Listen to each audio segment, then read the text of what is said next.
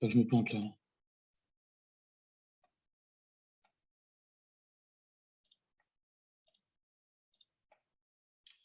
Très bien. Bonjour à tout le monde. Il est midi 10h30. Pardon, on va commencer le webinaire. Donc, une saisie en direct sur Opéra d'un cas complexe. Voilà, pour vous aider, pour vous préparer pour l'échéance Opéra qui arrive à grands pas pour le 30 septembre 2022. Donc, un webinaire d'1h30 qui sera enregistré. Donc, il y aura un replay, pas de souci. Donc, vous pouvez le visualiser ensuite autant qu'il vous plaira. Donc, rapidement, je vais vous représenter rapidement le dispositif ETE, donc efficacité et transition énergétique proposé par la MAPES. Je vais vraiment le faire rapidement. C'est un discours, je pense que vous avez déjà à peu près tous et toutes entendu une fois. Donc, le programme ETE en santé en Pays de Loire, donc il se divise en 2 axes. Un programme d'animation qui se divise en 6 parties. Donc, on propose avec la MAPES des formations, des webinaires comme aujourd'hui, mais aussi des journées techniques et des journées régionales comme il y a eu le 14 juin dernier. Des newsletters mensuels également, vous devez recevoir. Si ce n'est pas le cas, n'hésitez pas à aller sur notre site pour vous y inscrire. Des outils mutualisés, on est en train de travailler dessus, on essaiera de sortir des choses courant 2023 sur tout ce qui est mutualisation d'outils.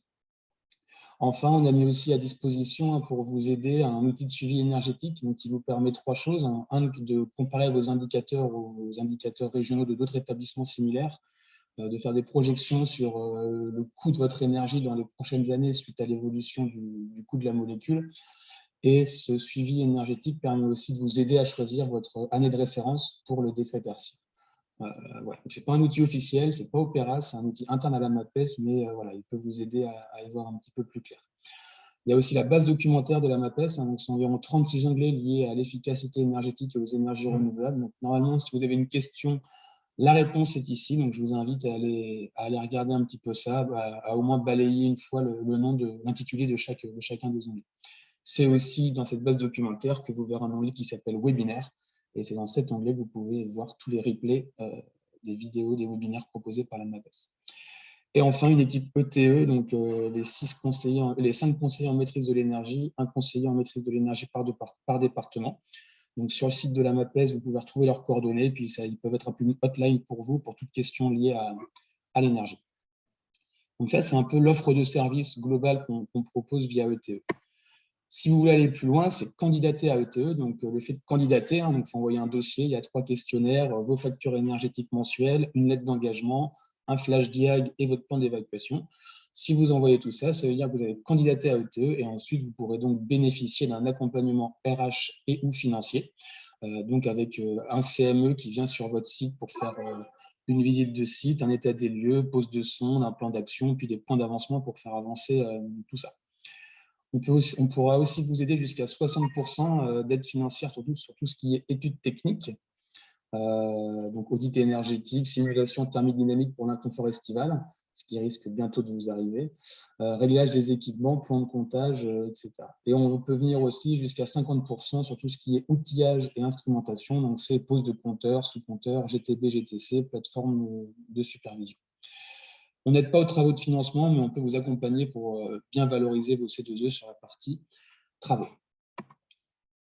Voilà, donc j'ai fini mon petit blabla habituel. Je transmets la parole à Muriel pour un rappel sur le DET. Donc le DET, ça veut dire, c'est l'acronyme de dispositif éco-énergie tertiaire de notre webinaire d'aujourd'hui. Merci. Je suis Muriel Labonne, je travaille à la DREAL, la direction régionale du ministère de l'écologie en Pays de la Loire. Et je fais un bref rappel de ce qu'est ce dispositif éco-énergie tertiaire avant de rentrer dans le cœur du sujet avec Marlène.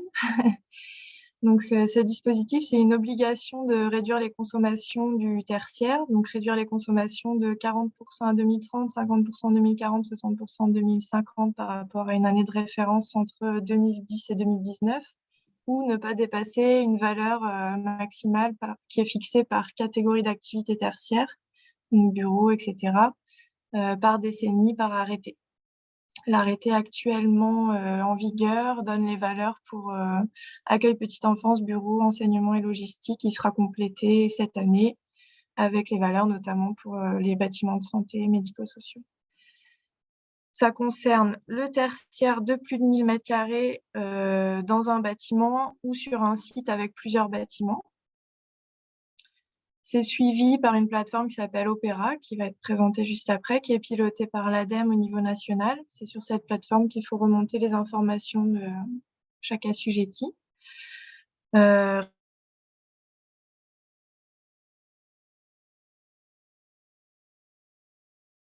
Besoin, en réorganisant les locaux, en ayant un usage plus raisonné de l'énergie. Tout le monde est concerné par ce dispositif des bâtiments tertiaires. Donc, il faut bien définir qui fait quoi dans les baux. Voilà pour le bref rappel du dispositif. Du coup, je passe la parole à Marlène. Merci. Je ne peux pas démarrer le partage. J'arrête le partage. Ah oui. Et du coup, je ne sais pas si, vu que j'aurai l'écran, sinon, si Gustavo, tu peux checker les questions, peut-être, s'il y en a, ou Muriel, je ne sais pas comment vous aviez fait la dernière fois, mais je ne pense pas que je puisse le voir. Voilà, donc bon webinaire, et c'est parti. Il y a déjà une question, en effet. Comment déterminer l'année de référence, modalité? Qu'est-ce qu'une surface refroidie? Est-ce une surface climatisée? L'année de référence, elle doit être comprise entre 2010 et 2019. Et comme l'a rappelé Johan, la MAPES est là aussi pour aider à la choisir au mieux avec des outils à disposition, notamment qui permettent de regarder la correction climatique. Donc, c'est un choix à faire, en fait, voilà.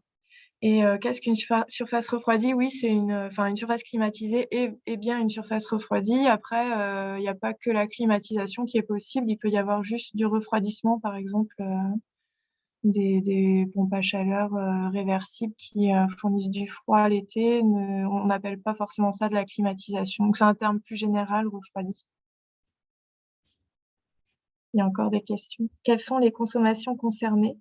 C'est toutes les consommations énergétiques. Ce n'est pas des consommations ciblées comme on peut le faire sur les réglementations thermiques ou environnementales. C'est vraiment toute la consommation énergétique facturée du tertiaire concerné. Donc, chauffage, éclairage, refroidissement, ventilation, les PC, tout est concerné. C'est la consommation énergétique totale. Sauf les bornes de recharge. Ah oui, bien vu. Effectivement, les bornes de recharge de véhicules électriques peuvent être soustraites de la consommation fournie grâce au sous-comptage. Ce que je vous propose, je vois que les questions arrivent déjà, c'est peut-être de commencer, de les noter dans un coin, et soit on y répondra à la fin si on a le temps, soit via une pièce jointe que vous rédigerez plus tard avec la réponse, si ça vous va, parce que Surtout il y a que beaucoup les de questions, questions qui mais arrivent là, je pense que Marlène, tu vas y répondre dans ta présentation. ce sera sûrement évoqué le long de la présentation. Donc, ça vous va de faire comme ça? Mais c'est bien, mettez vos questions et puis on triera après à la fin. Bon, je me tais pour de vrai. Bon webinaire. Vous voyez tous mon écran? Oui. Donc, bonjour à tous. Je suis Marlène Pericot du Centre hospitalier de Saint-Nazaire, en charge de tout ce qui est énergie, développement durable et certains contrôles réglementaires. Donc, je m'occupe du décret tertiaire pour le Centre hospitalier de Saint-Nazaire et aussi pour les sites de Guérande-le-Croisic et Savenay, vu que nous sommes en direction commune. Donc, nous avons souhaité partager avec vous ce que nous avons pu commencer à faire sur certains de nos sites qui sont plutôt complexes, effectivement. Donc, je vous propose une première diapo où j'ai essayé de lister les différentes étapes du processus de déclaration pour vous montrer, vous rassurer que ce n'est pas juste une grosse épreuve à passer, mais qu'il y a plusieurs petites étapes qui peuvent être vraiment être distinctes pour pouvoir faire les choses petit à petit et pas dire on va y passer 10 heures d'un coup. On peut faire 10 minutes par-ci, 10 minutes par-là, avancer progressivement et que ça soit moins inquiétant que de se dire qu'on va y passer plusieurs jours d'affilée. Donc, voilà, j'ai fait la slide. Je ne vais peut-être pas la détailler en entier là maintenant, vu qu'on va voir les étapes après, mais vous l'aurez comme ça dans la présentation. Alors, cette slide, c'est aussi pour vous faire un retour d'expérience sur ce que nous, on a fait. C'est des diagrammes, ils appellent ça diagramme patate ou diagramme de veine. C'était pour vraiment schématiser nos sites, nos structures, nos établissements et essayer de comprendre quelles informations, quelles données allaient se retrouver dans les différentes catégories d'opéra. Donc, il y a les structures, il y a les sites, les établissements et enfin les EFA.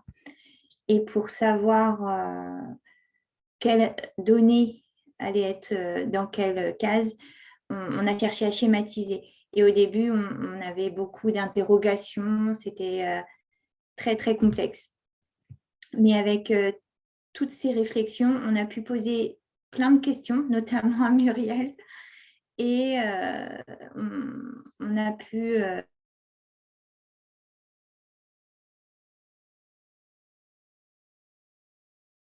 permis de structurer voilà, toutes nos données et de poser toutes les questions qui ont permis une simplification.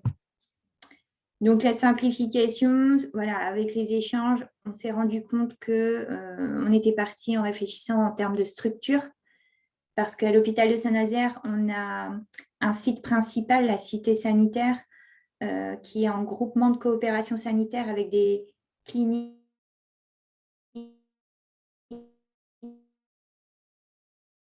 portées par une seule, le groupement de coopération. Et à l'intérieur de ce site, il y avait l'établissement français du sang, voilà, plein de petites sous-structures qui utilisaient nos locaux. Donc, on a pu simplifier la cité sanitaire finalement.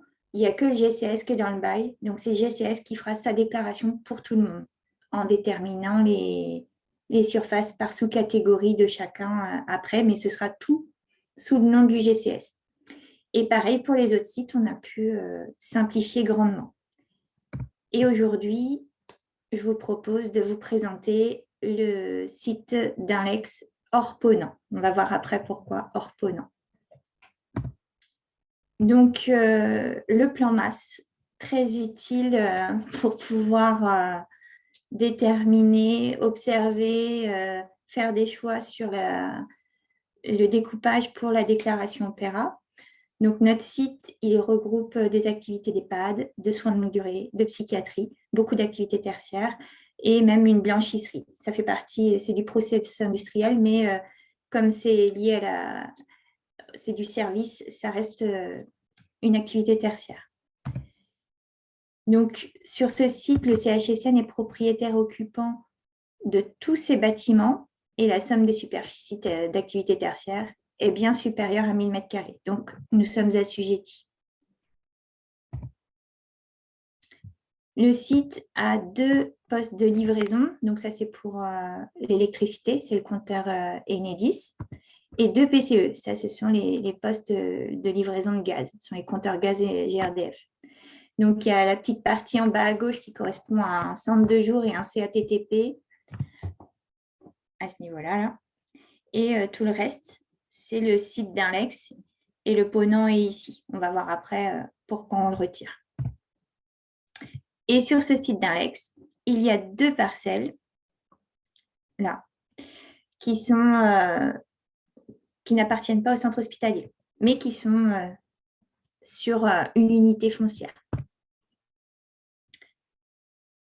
Donc là, c'est sur cette parcelle qui n'appartient pas au centre hospitalier de Saint-Nazaire.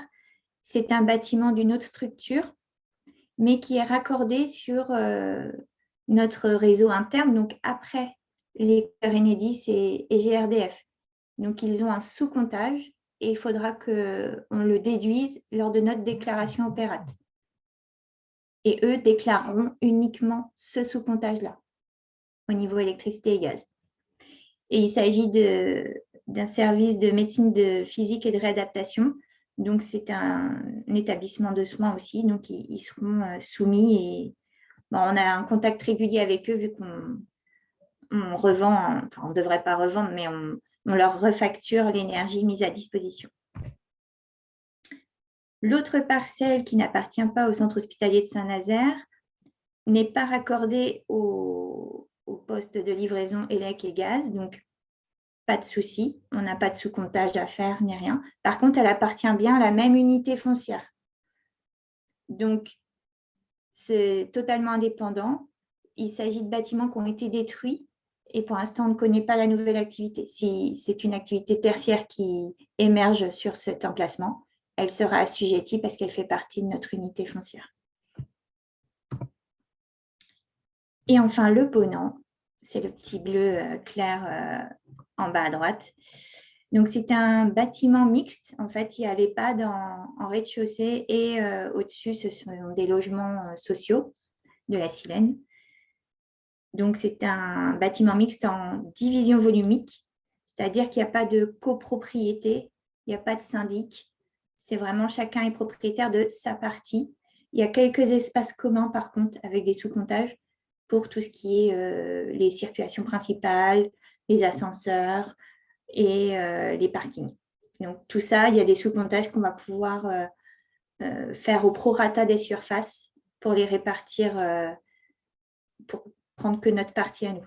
Et on a la chaufferie qui est en commun. Donc là, c'est pareil, on va pouvoir déduire tout ce qui est production, chauffage et ECS pour les logements qui, eux, ne sont pas une activité tertiaire. Donc, eux ne sont pas soumis, ils vont pas déclarer. Marlène, je te coupe juste 2 secondes. Il y a une fenêtre en bas à droite qui cache un peu ton diaporama. Ah oui, c'est embêtant. Si tu arrives à l'enlever, ce serait top.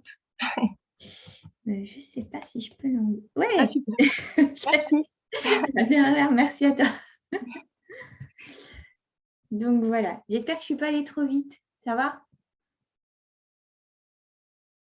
J'essaye de ralentir. Je pense que ça va, mais c'est vrai que ça peut être compliqué. Ça fait beaucoup d'informations. C'est un site complexe. Ça fait beaucoup d'informations d'un coup. Mais c'est très clair. Merci. Donc,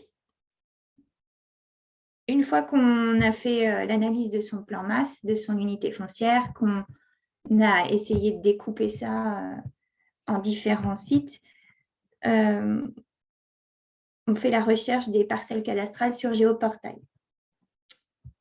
Donc, sur Géoportail, on tape l'adresse, on a la zone. Là, je vous ai délimité le site. Alors, il y a un petit quart de tour. Hein. Normalement, il est comme ça sur le plan d'avant.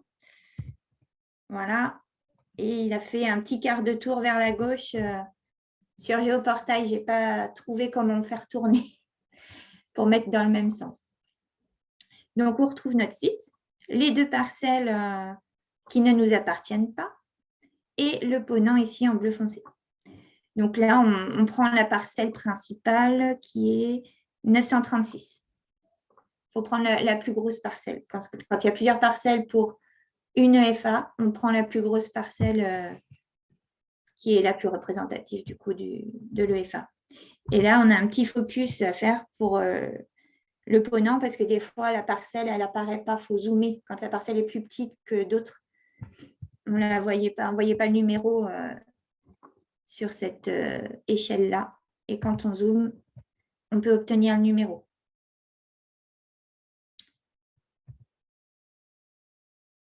Une fois qu'on a récupéré tout ça, on vous a fait un tableau pour chaque étape de la déclaration. On va vous montrer les données qui nous concernent nous, mais comme ça, vous saurez chaque étape que vous devez récupérer. Donc, pour la création de compte, on crée le compte à partir avec une structure. Donc, soit une structure déjà existante pour les structures qui auront plusieurs référents parce que plusieurs sites éparpillés avec des référents, des critères différents du coup. Donc, soit une structure existante, soit on crée la structure à la création de compte. Donc, nous, on a créé la structure. Donc, on a choisi établissement tertiaire des secteurs publics et privés. On a pris entreprise, plusieurs salariés, parce que les 2 autres propositions faites sur Opérate sont l'État et ses opérateurs, on n'en fait pas partie, et collectivités territoriales et leurs opérateurs, on n'en fait pas partie et on ne fait pas partie non plus des propriétaires immobiliers. Donc, c'est un choix par défaut. Peut-être qu'il y aura un autre choix dans une version ultérieure d'Opérat, mais pour l'instant, il n'y a que ça qui nous correspond. Ensuite, on tape le SIRET. On a besoin du SIRET de la structure. Et on choisit son profil. Donc, moi, je suis en référent. On n'est pas obligé d'avoir un représentant légal. Il peut y avoir simplement un référent. Après, dans le guide utilisateur, c'est expliqué. Et sur les ressources documentaires d'Opérat, ils ont rajouté une vidéo qui explique tout le guide utilisateur. C'est en vidéo pour montrer les choses. Donc, il y a un sommaire au début qui indique le temps, la minute qui correspond à chaque chapitre. Donc, si vous voulez consulter uniquement un seul chapitre sans faire toute la vidéo, c'est possible aussi. Ensuite, pour la déclaration de l'EFA, on choisit sa qualité d'assujettissement. Donc, si on est propriétaire occupant pour nous, il y a plusieurs autres cas possibles qu'on verra tout à l'heure dans la déclaration. Nous, on sera dans le cas numéro 3. Il y a plusieurs établissements sur notre site. Ça, ce sera notre SIRET à saisir. Dans la déclaration de l'EFA, il y a des infos à renseigner pour le propriétaire quand il y a un propriétaire et un locataire. On peut mettre un complément de nom de l'EFA. C'est toujours intéressant pour pouvoir les distinguer dans la liste quand on en a plusieurs par la suite. Il y a définition du cadrage de reporting. Donc, on peut choisir de déclarer ses consommations du 1er janvier au 31 décembre ou sur une année glissante en partant d'une autre date. C'est-à-dire qu'il y a certains sites qui ont des facturations semestrielles, par exemple, et ce n'est pas forcément 1er janvier et 1er juillet. Donc, ce n'est pas évident d'avoir les factures qui tombent bien. Donc, si on veut choisir d'autres dates, c'est possible. Et enfin, on met l'IUB. Donc là, on va mettre le préfixe, la section, le numéro de parcelle, tout ce qu'on a pu récupérer sur Géoportail. Et ensuite, on met dénomination du bâtiment et le numéro de lot. Nous, on met 0 parce qu'il n'y a qu'un seul, on regroupe tout sous un seul lot. Enfin, pour la déclaration des consommations, on choisira l'année, on choisira notre EFA pour laquelle on déclare. Et ensuite, on ira saisir nos déclarations qu'on aura récupérées, donc les consommations. Donc, nous, on a un LEX. On a déduit les consommations du Ponant, qui correspondent à celles des logements sociaux. Enfin, non, du Ponant en entier. Celle des logements sociaux, on détruira des consommations du Ponant pour la suite, pour l'autre déclaration. Et on déduit les consommations de la MPR de Pimbron, c'est la parcelle qui ne nous appartient pas, mais qui est raccordée à notre gaz et à notre électricité. Et pareil pour l'électricité. On déduit le Ponant et la MPR de Pimbron du site d'Inlex.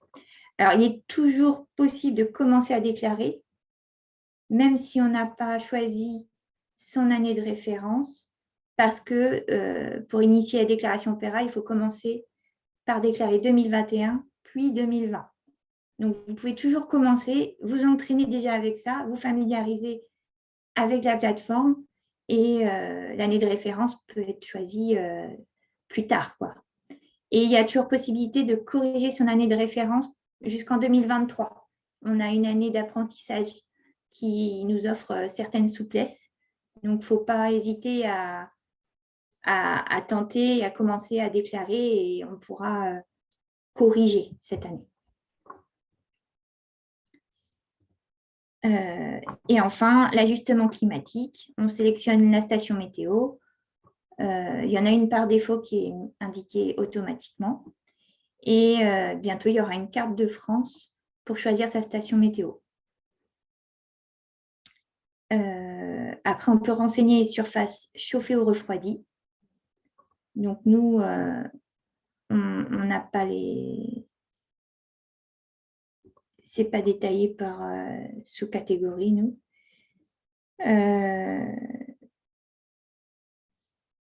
c'est quoi? Ah si, nous, on va avoir les surfaces chauffées et refroidies après. C'est dans le découpage. Mince. C'est dans notre tableau de découpage. Et par contre, je n'ai pas les consommations. J'ai les surfaces, mais je n'ai pas les consommations. Donc, c'est un choix. On peut soit déclarer les consommations chauffées ou refroidies, les consommations d'énergie liées à ça, soit on donne juste les surfaces. Nous, on a choisi de donner les surfaces parce qu'on n'a pas les renseignements sur les consommations chauffage et clim et refroidissement. Et les indicateurs, pour l'instant, nous, on n'en a pas. Comme l'a dit Muriel, ce sera dans le prochain arrêté valeur absolue que les établissements de soins auront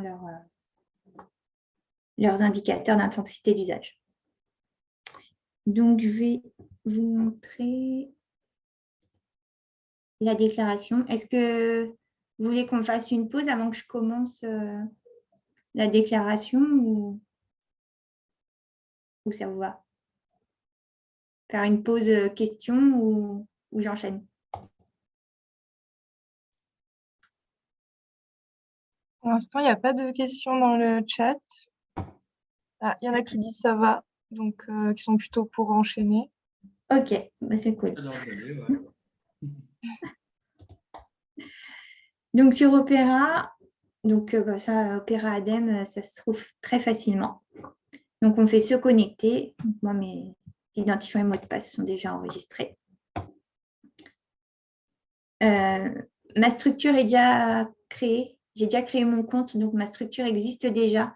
Je ne peux pas vous montrer comment ça fonctionne parce qu'une fois qu'on crée une structure, pour l'instant, on n'a pas la possibilité de la supprimer.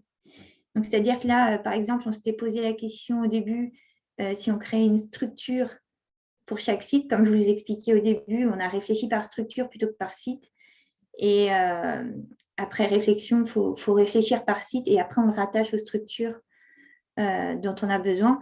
Donc là, cette structure ici, face, moi, je n'en ai pas besoin. J'ai juste pu la désactiver. Je ne peux pas la supprimer.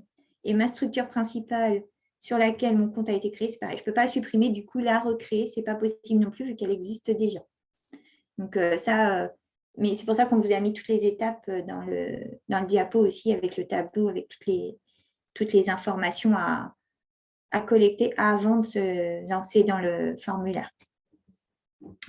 Donc, on crée son compte, sa structure, et après, on va dans l'onglet EFA et on fait déclaration d'une entité fonctionnelle assujettie. On peut faire rechercher. Là, pour l'instant, je n'en ai pas. Je vais la déclarer avec vous. Du coup, déclaration. On peut faire des imports CSV aussi. On a essayé les deux, manuel et import CSV. Import CSV, on a passé beaucoup de temps à chercher les erreurs qu'on avait faites dans le remplissage du tableau parce qu'il y a quand on remplit le fichier CSV, il y a un petit indicateur qui vous dit si c'est bien rempli ou pas. Et on a passé énormément de temps à chercher l'erreur et finalement, c'est plus rapide de le faire à la main. Pour nous. Pour d'autres cas simples, peut-être pas, mais pour nous, oui. Donc, on déclare. Donc, on a dit propriétaire occupant. Donc, on est bien propriétaire et occupant de tous nos locaux, comme on l'a vu. Et on sait que c'est un ensemble de bâtiments situés sur une même unité foncière. Donc, on est bien dans le cas numéro 3. Là, on choisit la structure à laquelle on rattache l'entité fonctionnelle assujettie. Donc, nous, c'est le centre hospitalier. Ici, on peut être amené à saisir des données complémentaires quand on est locataire et qu'on a un propriétaire.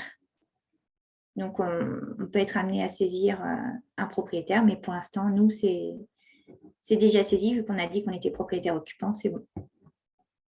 Et là, en bas à gauche, vous avez le complément de nom de l'EFA. Donc, ça permet, quand on va voir la liste des EFA, de voir le nom tout de suite. Et ça nous permet de savoir de quel bâtiment, de quel site il s'agit. Sinon, vous n'avez que des codes générés automatiquement par Opera. Et là, pour retrouver lequel site ou de quel bâtiment il s'agit, c'est plus compliqué.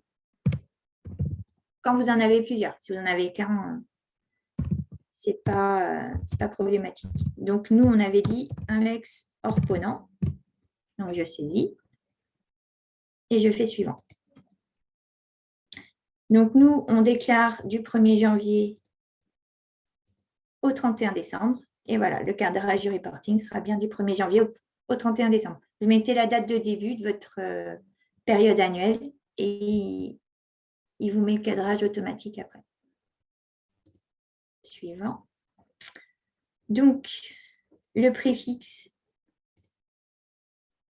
on avait dit 000. La section, c'était DO. Et la parcelle, 936. La dénomination, nous, on a choisi de remettre la même chose. Index hors ponant. Et notre numéro de lot, vu qu'il n'y a pas plusieurs lots, on a mis 0. Et là, hop, il se met bien. Ça apparaît ici. Vous pouvez du coup faire toutes vos EFA à la suite, rattachées à votre structure, ou les faire une par une. Vous pourrez redéclarer une autre EFA à la suite, mais sinon, vous pouvez faire tout d'un coup. Si vous avez collecté toutes les données à l'avance, bien préparées dans les tableaux et que ça va pouvoir se faire en même temps, vous pouvez initier tout le monde en même temps. Donc, suivant, là, c'est la synthèse de tout ce que j'ai mis. Donc, ma structure, mon cadrage de reporting, mon cas. Ça, c'est l'identifiant qui est généré. Donc, ça doit être c'est le code INSEE de la ville. Ça, c'est les données de la parcelle cadastrale. Et le reste de l'IUB. Voilà. Donc, ça, c'est notre identifiant unique bâtimentaire. Ensuite, on fait enregistrer. Donc, vous voyez, l'EFA, ce n'est pas si long que ça à déclarer. Ça peut être une première étape, déjà, si vous avez réussi à découper. Première étape, vous découpez vos EFA, vous définissez leur périmètre à chacune. Et ensuite, vous pouvez juste déclarer les EFA. Ça fait déjà une partie de fait. Ensuite, on va déclarer les consommations. Et ça peut être fait du coup dans un deuxième temps. Donc, pour l'instant, je n'ai pas de consommation déclarée. Et par contre, j'ai bien mon EFA qui apparaît là après. Donc, c'est vraiment là le code que vous auriez eu. Sinon, c'était celui-ci. Et c'est impossible de savoir de quel bâtiment il s'agit quand vous en avez plusieurs dans une liste. C'est très compliqué de retrouver. Donc là, c'est bien le complément de nom. Il s'affiche bien et ça permet de retrouver facilement. Donc, on va déclarer les consommations. Donc, consommation, déclaration de consommation. On est obligé de déclarer 2021 d'abord, puis 2020 et ensuite l'année de référence. Donc là, je sélectionne mon EFA pour laquelle je déclare les consommations.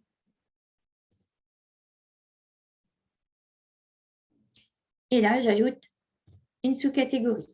Alors,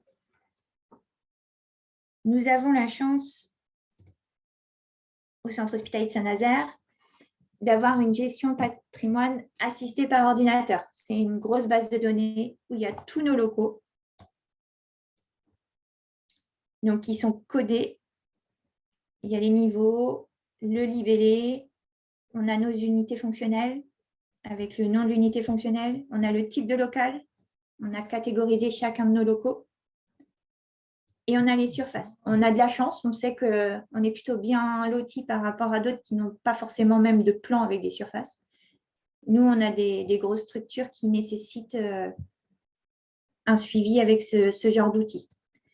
Du coup, avec la base de données et une règle de répartition, voilà, la blanchisserie, j'ai tout mis sous blanchisserie. Tout ce qui est locaux de stockage, je les ai mis en logistique. Il y a des locaux techniques que j'ai pu retirer. Donc, avec tout ça, j'ai pu faire avec des formules sous Excel les sommes des surfaces pour chaque sous-catégorie. Et j'ai aussi fait une colonne où je disais si c'était chauffé ou refroidi. Et en fonction, j'ai fait la somme des surfaces chauffées et la somme des surfaces refroidies. Du coup, j'ai mes deux surfaces chauffées et refroidies que j'aurai à mettre tout à l'heure et la surface pour chaque sous-catégorie. À des catégories, on va aller chercher centre hospitalier, santé, centre hospitalier, public et privé. Il y a aussi en santé les établissements médico-sociaux et activités de santé libérale avec process. Donc, je prends ça. Je vais chercher ma sous-catégorie. Donc, on va commencer par la zone accueil public. Et pour cette sous-catégorie, j'avais 757 mètres carrés. C'est ici. Voilà. Hop. Et cette zone, elle était que chauffée. Elle n'est pas refroidie. Donc, je la décoche. Et j'enregistre. Donc là, j'ai qu'une seule sous-catégorie. Je vais en ajouter une autre. Alors, santé, centre hospitalier. Après, ça va être administration et bureau. Là, la surface, 825. Et c'est administration et bureau. Ah, j'ai une partie qui est refroidie. Donc, je vais mettre les deux.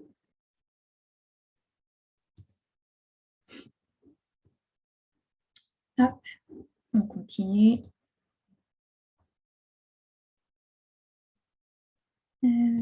Ça.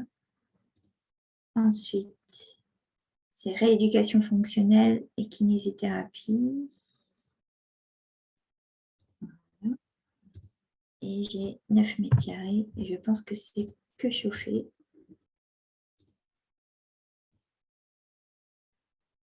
Ah, j'ai pas mis les consultations. Je vais rajouter les consultations. 9 mètres carrés et c'est que chauffé. Donc, j'enregistre. J'ajoute les consultations.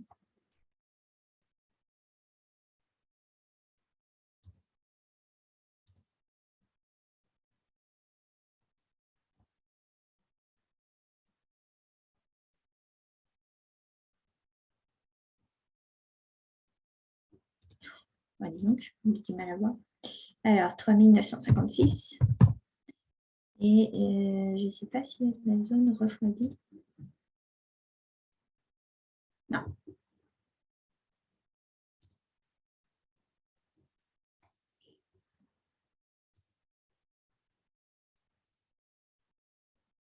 Voilà. Après, donc ça, c'était tout ce qui était centre hospitalier. Après, nous avons aussi sur le site le process de la blanchisserie. Donc, on va aller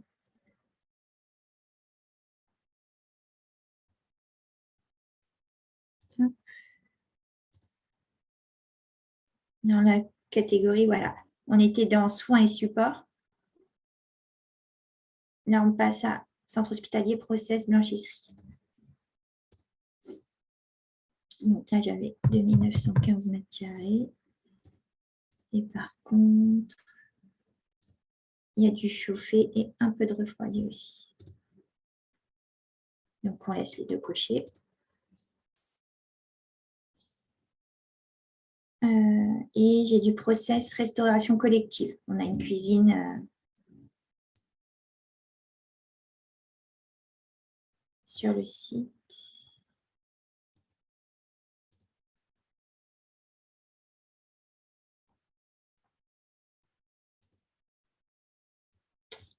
Et on a 864 mètres carrés.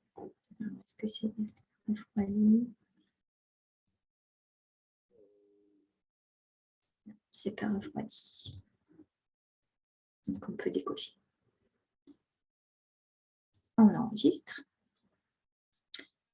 Ensuite, on a de l'activité d'EHPAD.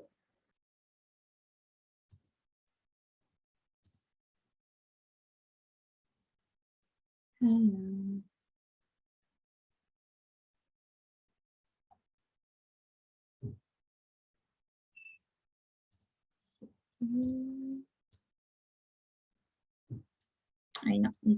l'EHPAD, c'est dans médico-sociaux.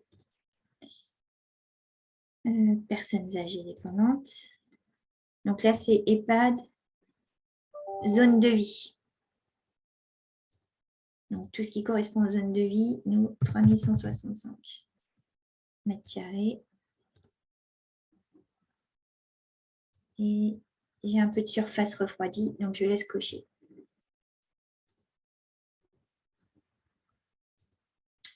Ensuite,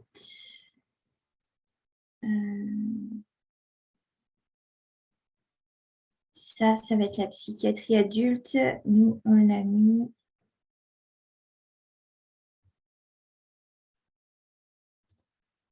Non, établissements médico-sociaux, établissements médicalisés d'hébergement permanent.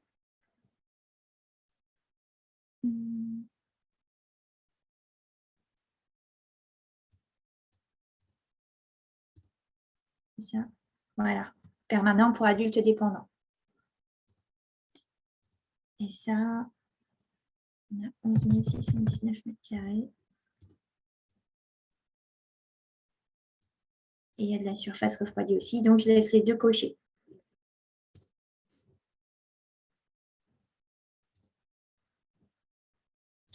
Ensuite, on a les hôpitaux de jour de psychiatrie, notamment pour les adolescents et les jeunes. Donc là, c'est établissement d'hébergement social. Ah oui, c'est le Shadow, ça. C'est l'hôpital de psychiatrie d'adolescents. Voilà. Établissement d'hébergement social ou médico-social de mineurs en difficulté. Zone de vie. Voilà. C'est bien le bon que j'ai pris. Ouais. Et ça, 700 mètres carrés. Est-ce que j'ai du refroidi? Oui. Non, il n'y a pas de refroidi. Donc, on décoche et on enregistre. Ensuite, sur le site, on a une partie logistique, administration et bureau. Alors, on va aller chercher activité logistique. Hop. Administration et bureau. Et ça, on en a 785 mètres carrés. Et il n'y a pas de refroidi. Donc, je décoche. Et j'enregistre. Et enfin, on a de la logistique à température ambiante. Donc, on ajoute logistique.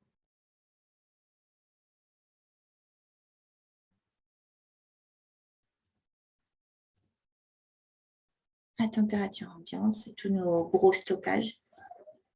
Et ça, 3319 mètres carrés. Et je ne suis pas sûre que ce soit chauffé. En partie, si. Donc, on laisse cocher. On enregistre. Et ça, c'était notre dernière catégorie. Voilà. Là, c'est non concerné. C'est des surfaces de locaux techniques qu'on ne déclare pas dans Opéra parce qu'ils ne sont ni chauffés ni refroidis. Et là, je peux mettre la catégorie principale. Donc, parmi toutes les catégories que j'ai utilisées, notre catégorie principale, c'est centre hospitalier. Et ensuite, je peux enregistrer et passer à l'étape suivante. Je peux aussi enregistrer et quitter. C'est comme pour les impôts. Si vous voulez vous arrêter à cette étape-là, c'est possible et venir compléter plus tard. Comme quoi, vous pouvez faire dire je passe un quart d'heure tous les jours parce que voilà, c'est long au global, mais je ne passe pas plus d'un quart d'heure par jour. Et puis voilà, vous préparez vos données et après, vous pouvez saisir un quart d'heure par-ci, un quart d'heure par-là. Ça ne pose pas de problème. Ou si vous êtes interrompu, vous n'avez pas à vous stresser parce que mince, s'il y a quelqu'un qui débarque, qui a besoin de moi, qui va me poser une question, va venir m'interrompre, ça va être perdu. Non, vous pouvez enregistrer à chaque étape et revenir modifier. Donc ensuite, on met les consommations qu'on avait dites. Alors, les consommations. On avait dit 6 889,176.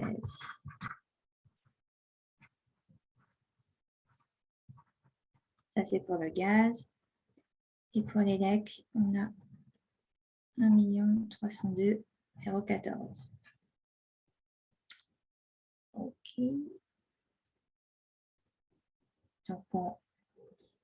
Donc, c'est bien hors IRVE. Hein, ce sont les installations de recharge de véhicules électriques. Donc, c'est bien les bornes électriques, on les déduit bien. Nous, on n'en a pas. Donc, on ne les déduit pas.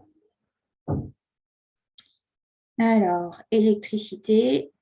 Donc, nous, c'est bien une consommation individuelle de l'entité fonctionnelle. C'est vraiment pour nous. Donc, ça, le gaz. On avait dit que c'était ça. L'électricité, c'est ça. Et là, le gaz. On consomme beaucoup de gaz avec la blanchisserie. Voilà. Alors, il y a possibilité de récupérer les données auprès des gestionnaires de réseaux de distribution, Enedis et GRDF. Alors, on les a récupérés, nous, pour information, mais comme on est obligé d'utiliser des sous-comptages, vu qu'on va dissocier la consommation de pain bourbon et du ponant, il n'y a pas d'intérêt, nous, à ce que ce soit remonté automatiquement dans Opéra tous les ans. On verra que pour d'autres sites, ce sera intéressant parce que, enfin, on verra. Pour certains de nos autres sites, par exemple les archives, qui est un cas simple, comme celui qui avait été présenté le mois dernier, il y a un compteur, un consommateur, c'est nous. Donc là, on peut faire remonter automatiquement les consommations du site. Ça ne pose pas de souci. Que là, ben, comme il y a des sous-comptages, il n'y a pas d'intérêt à faire remonter les infos. Donc, je n'ai pas de gaz naturel liquéfié ni autre. On a du fuel, mais uniquement pour le secours des groupes électrogènes. Donc, ce n'est pas de la consommation pour du thermique, pour du chauffage. Et c'est uniquement en secours. Pas de charbon, pas de bois. Et pas de réseau de chaleur ni de réseau de froid. Donc là, j'ai rien sur les IRVE et j'ai pas de borne. Et ensuite, je peux passer, enregistrer et passer à l'étape suivante. Donc, l'ajustement climatique, effectivement, la station météo par défaut, c'est Nantes-Bouguenais. J'ai regardé dans la liste, il n'y en avait pas d'autres pour notre département, donc j'ai laissé celle-là. Après, il y a une carte de France qui devrait apparaître dans les versions ultérieures d'Opérat où on pourra sélectionner sur la carte, mais ce n'est pas pour autant qu'il y aura plus de stations météo. Par contre, il y a certains sites qui vont être parfois plus adaptés avec une autre station météo que celle qui est choisie par défaut pour un problème d'altitude ou de proximité. Voilà, nous, il n'y en a pas d'autres dans le département, donc c'est celle-là qu'il faut prendre. Donc là, disposez-vous des données de consommation de chauffage et de refroidissement sous-comptées? Non. Nous, on n'a pas les sous-comptages chauffage, refroidissement. Par contre, j'ai mes surfaces. Donc, je vais pouvoir aller les chercher. Donc, ça, c'est ma surface chauffée, 26 451. Alors, par défaut, il met la valeur théorique, c'est-à-dire que partout où j'ai coché chauffé, il a fait la somme de toutes les sous-catégories, les surfaces de sous-catégories où j'ai coché chauffé. Et pareil, là, il a fait la somme de toutes les surfaces où j'ai coché qu'elles étaient refroidies. Sauf que sur la surface totale de chaque sous-catégorie, il y a certains locaux qui ne sont pas chauffés et certains qui ne sont pas refroidis. Donc, les valeurs théoriques ne correspondent pas forcément à la réalité. Excusez-moi, est-ce que je peux juste poser une question concernant le tableau précédent que vous venez de remplir pour la partie consommation gaz, électricité? Les deux autres colonnes, ça concernait quoi que vous n'avez pas renseigné à droite? Alors, consommation répartie bénéficiant à unité fonctionnelle. Là, c'est quand il y a un syndic, quand c'est un propriétaire avec plusieurs locataires et qu'il y a un syndic. D'accord. Et du coup, plus de détails sur la DC3 dans la fac, dans la foire aux questions sur Opérat. Vous pouvez aller voir la question DC3. Et là, c'est pour les parties communes dont l'exploitation est gérée par le propriétaire ou le syndic. Donc, c'est pareil, ça ne rentre pas. Nous, on n'a pas de syndic et on n'a pas de copropriété pour ce site-là. Et c'est pareil. D'accord, merci bien. De rien. Donc, on retourne. Je suis désolée pour le bruit, j'ai mes enfants à la maison.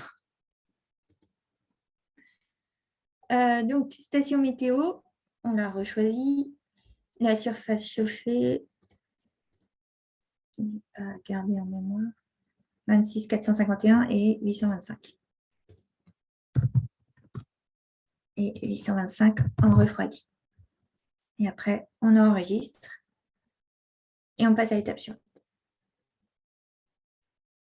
Donc là, comme je vous disais, les indicateurs d'intensité d'usage, on ne les a pas encore. Muriel a dit, voilà, il y a pour la petite enfance, pour certains autres secteurs, certaines autres catégories, la logistique, je crois aussi, il y a les bureaux. Mais nous, pour l'instant, on n'en a pas.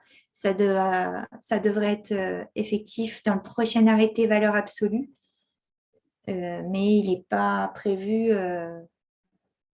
immédiatement. Donc, ça se peut qu'on doive venir compléter notre déclaration par la suite, pour ceux en tout cas qui veulent un objectif en valeur absolue. Donc, on enregistre et on passe à l'étape suivante. Et là, comme tout à l'heure, quand on crée le FA, on a la synthèse de tout ce qu'on a créé en consommation. Donc, l'année de consommation, la période. On rappelle, il y a un rappel de l'entité fonctionnelle pour laquelle on a déclaré les consommations. Et on a la liste des sous-catégories, des surfaces planchers, si c'est chauffé ou non, et des sous-catégories que nous avons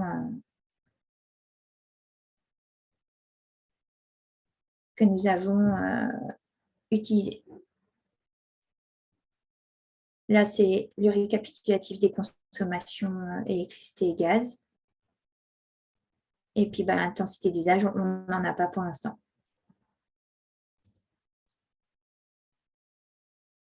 Et donc là, cette entité fonctionnelle assujettie a fini sa déclaration pour l'année 2021. On refait la même chose pour 2020, puis pour l'année de référence, et on est bon pour le 30 septembre pour cette entité fonctionnelle-là.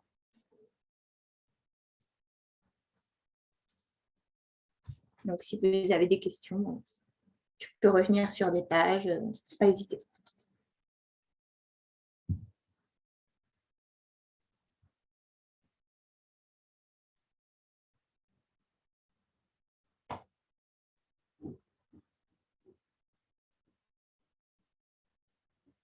Alors, je vois qu'il y a... Ah oui, c'est Muriel qui... Il y avait une question sur le fuel, ouais, s'il y a un groupe électrogène ou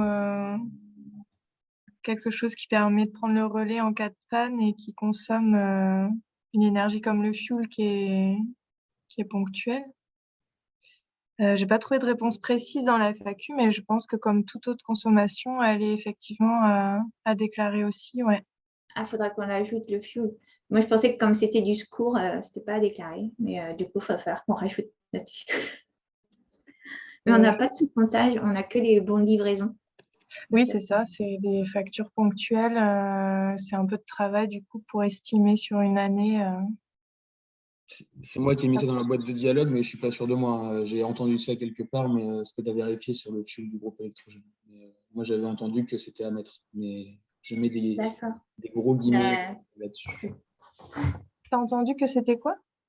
Que c'était à prendre en compte dans les consommations d'énergie du décret tertiaire, mais voilà, c'était quelque chose que j'ai entendu, je ne sais plus où, donc je mets des gros guillemets sur mes propos. Je l'ai entendu aussi. J'ai regardé un peu dans la FAQ, mais j'ai pas trouvé de questions-réponses là-dessus. Ouais. Enfin, je pourrais la faire remonter au niveau national, la question. Ouais, comme ça sera dans la FAQ, après, ce sera bien. Ouais. Je la note.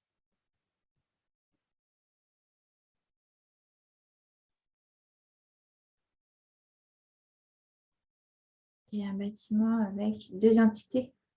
Mais, ah oui, c'est Monsieur You.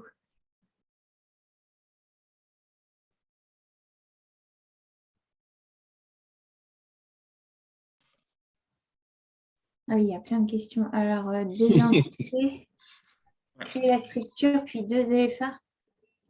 Ça dépend ce qu'on entend par 2 entités dans le bâtiment. Est-ce qu'elles sont toutes les 2 locataires du coup, ou elles sont propriétaires comme nous sur le Ponant, chacun est propriétaire de sa partie? Est-ce qu'il y a des parties communes ou pas? Parce que nous, avec le Ponant, il y aura une seule EFA finalement. Parce que l'autre partie n'est pas d'activité tertiaire. Donc, il y a une EFA, mais que sur une partie du bâtiment dans notre cas. Il faut vraiment avoir beaucoup plus d'informations pour pouvoir savoir s'il y aura 2 EFA ou pas.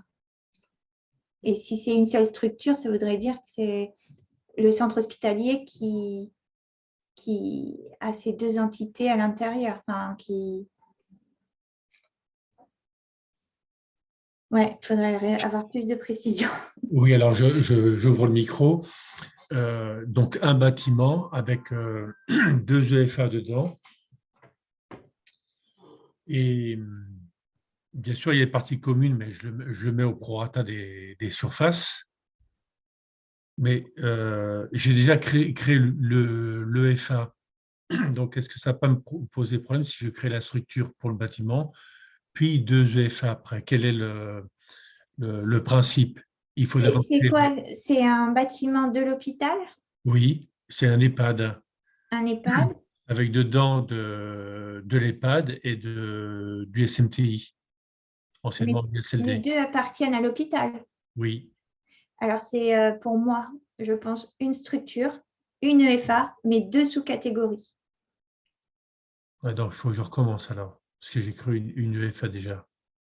Oui, mais nous, on a réfléchi pareil, un peu différemment au début. On pensait faire une structure par site et en fait, il faut vraiment prendre un site, le découper, voir les entités fonctionnelles et remonter après, les raccrocher à une structure par la suite. Il ne faut pas partir de la structure, sinon c'est compliqué. Là, vous avez, oui, un bâtiment.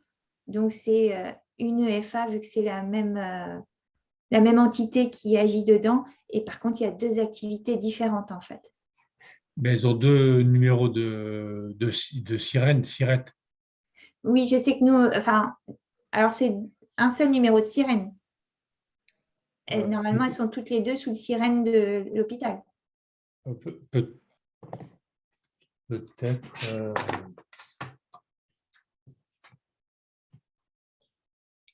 Alors, sur Aquarelle.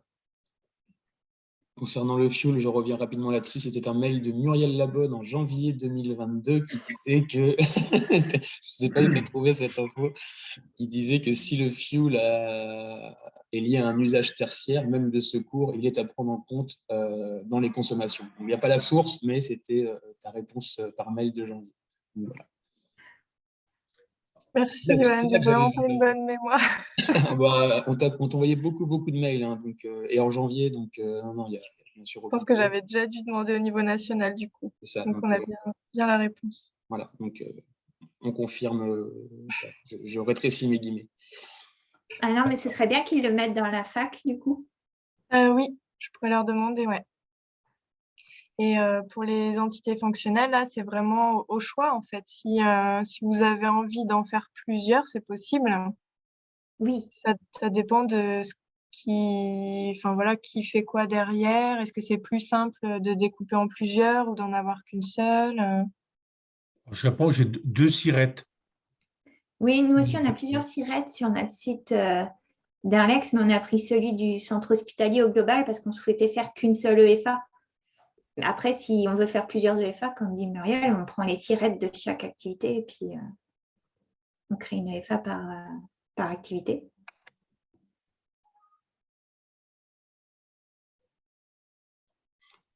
J'avais vu une question concernant la deadline de septembre, du 30 septembre. Reprenez-moi pareil si je dis des bêtises, mais pour moi, on n'a pas encore eu d'infos au niveau gouvernemental sur un potentiel report de la saisie. Donc, sans cette info, je ne me permettrai pas de dire qui a le droit de Ce ne faire sera ça. pas reporté normalement. Ouais. Ouais, pareil, ouais. J'ai toujours pas entendu de report de cette date. Il y aura Donc, peut-être la du lest. question, Il y aura peut-être du lest par la suite qui coulera un petit peu, mais voilà, officiellement, la date du 30 septembre n'a pas du tout été reculée. l'important, c'est d'initier votre déclaration.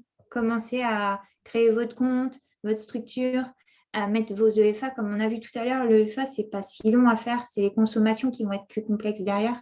Mais si déjà vous avez créé toutes vos EFA, c'est une bonne partie de faite. Après, les consommations, vous avez le droit à l'erreur pendant 1 an. Donc, pendant 1 an, vous pourrez modifier et améliorer votre déclaration. Donc, il ne faut pas… Alors, L'important, c'est le découpage. Ouais. il y a le droit à l'erreur pendant 1 an, mais il y a le droit à une erreur, non? C'est pour l'année de référence validée. Tu peux la valider et la corriger une seule fois, l'année de référence. Mais par contre, tes autres consommations, je crois que tu peux aller les modifier pendant 1 an, je crois. Donc, l'année de référence, on ne va pas se tromper, sinon vous vous tirez une balle dans le pied pour les 30 prochaines années. Donc, point de vigilance là-dessus. Donc, voilà, il faut vraiment essayer de choisir l'année la plus consommatrice en prenant en compte les rigueurs climatiques pour le chauffage, à choisir entre 2010 et 2020. Voilà. Autre solution, c'est de faire un historique de tous les travaux que vous avez pu faire, entre guillemets, sur votre site et de prendre l'année antérieure aux derniers travaux réalisés, si vous réussissez à retrouver vos consommations. Voilà un petit peu comment faire pour ne pas se planter sur le choix de l'année de référence. Sachant que année de référence égale tous les justificatifs. Parce qu'en cas de contrôle, il faut pouvoir le prouver.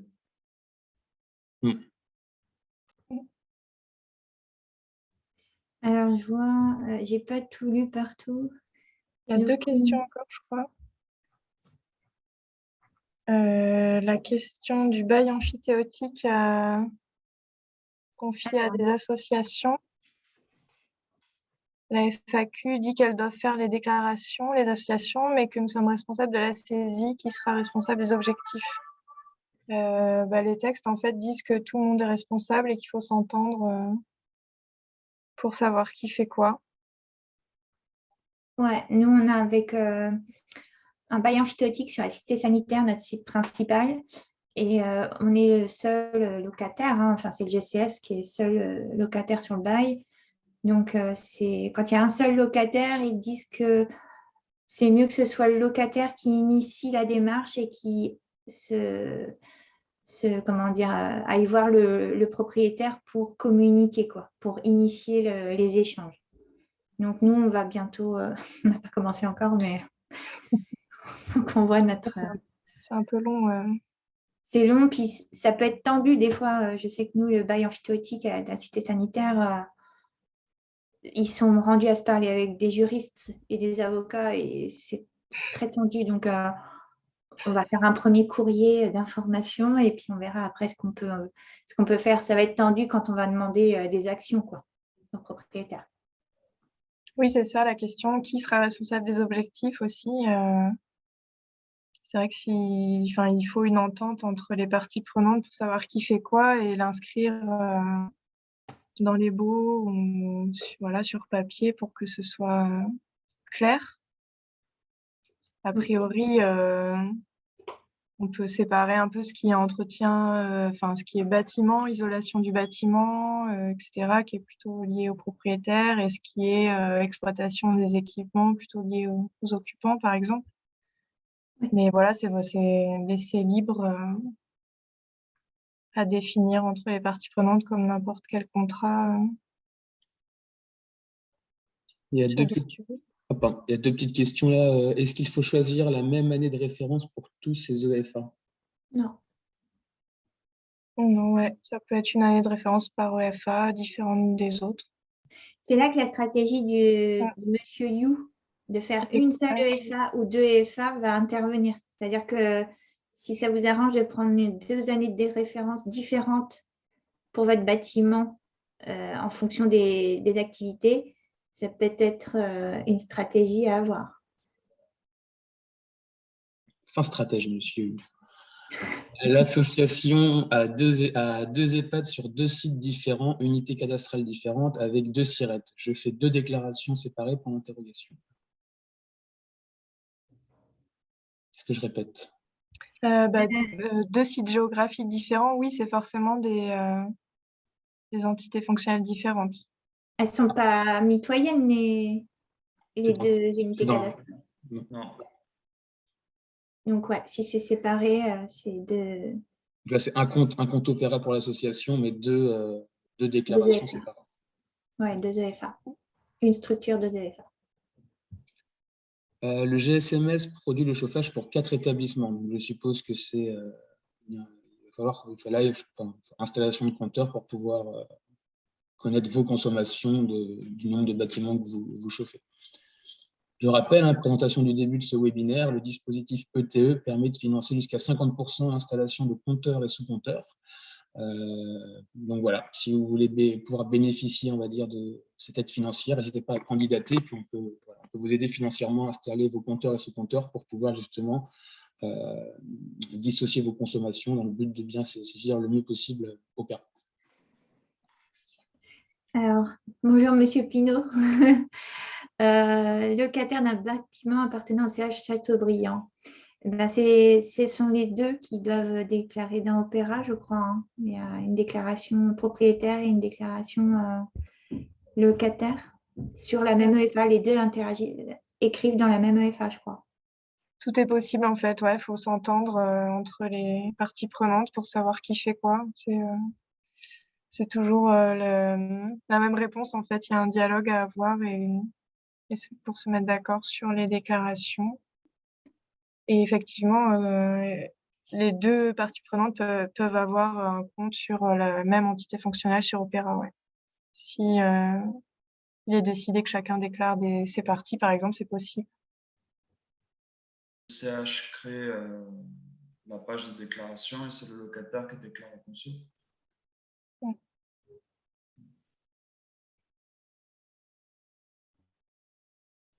Alors, lors de la déclaration des consommations, doit-on déclarer les surfaces des autres établissements? C'était lié au 4. La première partie, GSMS produit le chauffage pour 4 établissements. Chaque établissement va déclarer ses surfaces et ses consommations. Ouais. En gros, il faut qu'il y ait une corrélation entre la surface liée aux consommations. Enfin, vous ne pouvez pas mettre la surface d'un bâtiment et la conso des 4 établissements. Il faut que ce soit une corrélation conso-surface.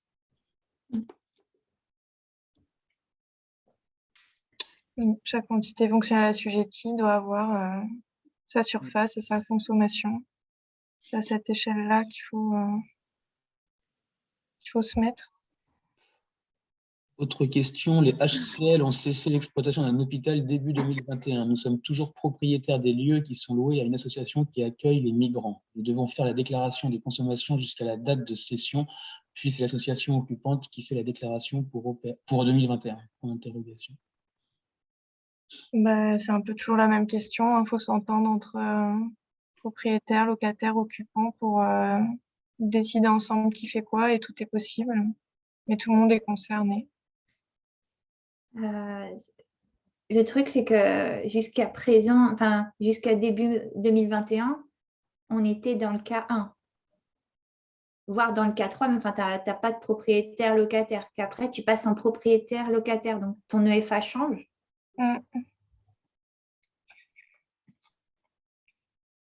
Ouais. C'est autant déclarer directement la réalité actuelle, vu que la déclaration, elle est à faire là en 2022. Après, c'est pour l'année de référence. Ce sera la première année pleine d'exploitation de cette EFA, donc jusqu'à début 2022, je pense. C'est ce qui paraît plus simple, ouais.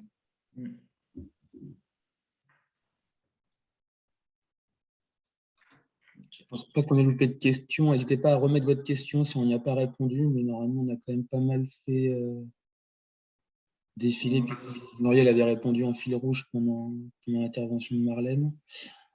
Et je notais toutes les questions-réponses. On mettra ça sur le support. Il sera disponible après en téléchargement. Ok. Est-ce qu'on finit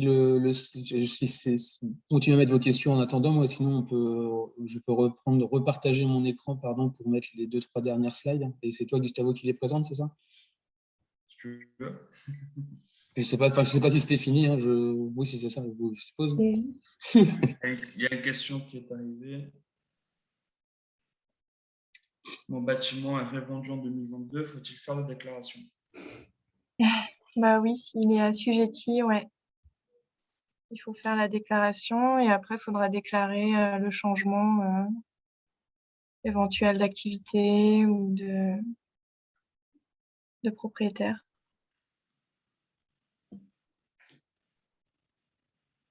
Jusqu'à vente. D'accord, ça marche.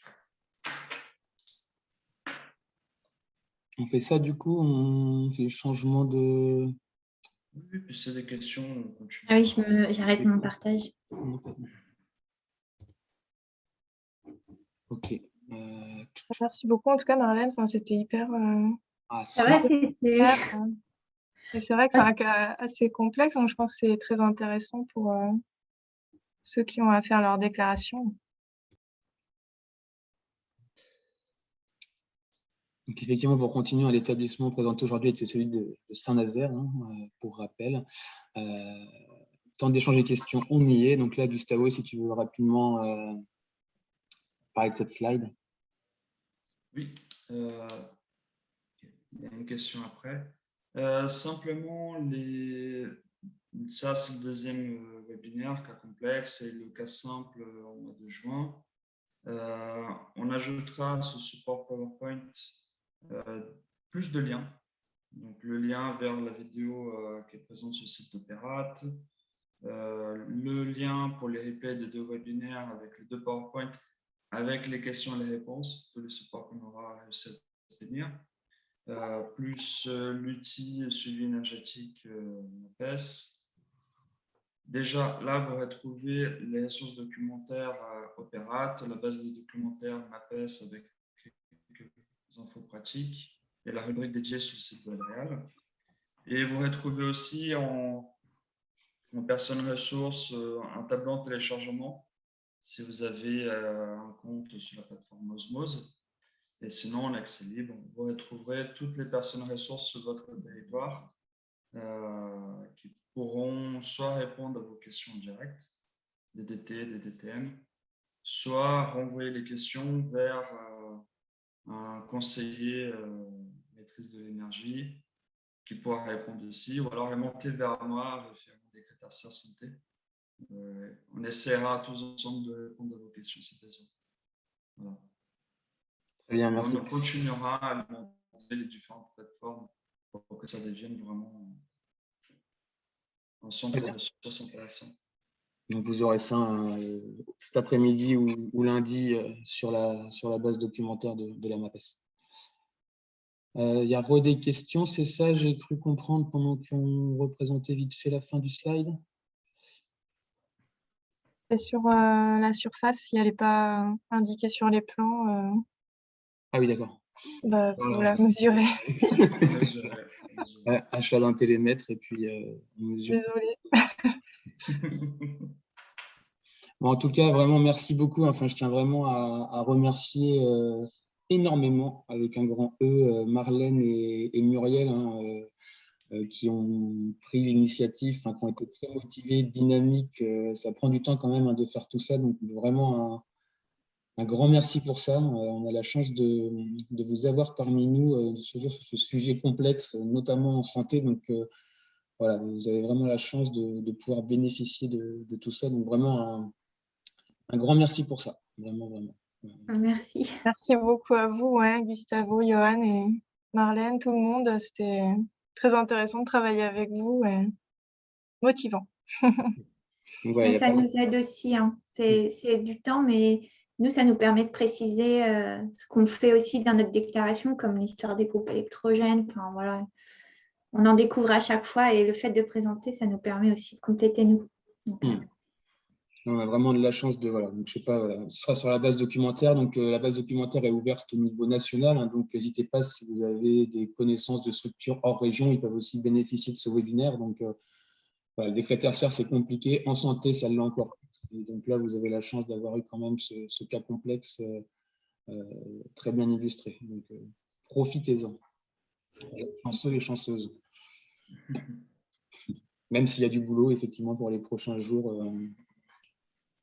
Ouais, C'est chargé. Donc moi, je vais couper l'enregistrement.